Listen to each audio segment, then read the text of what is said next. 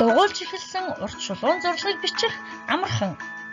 Зурлагын эхлэх, доод шугамд хүрэх, цэгтэй шугамд хүргэн төгсгөх цэгүүдийг тэмдэглэлээ. Үргэлжлүүлэх цэгээр тодруулан харцгаая.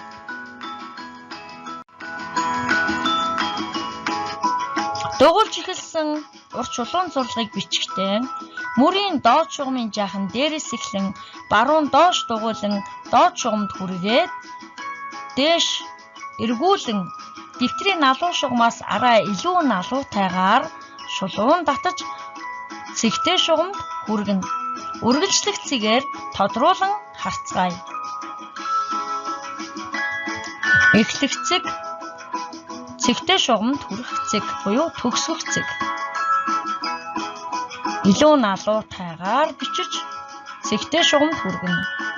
Цэггүйгээр бичцгээе. Шулуун зурлага нь дэвтрийн налуу шугамаас арай илүү налуу байгааг анхаараарай. Хүүхдүүдээ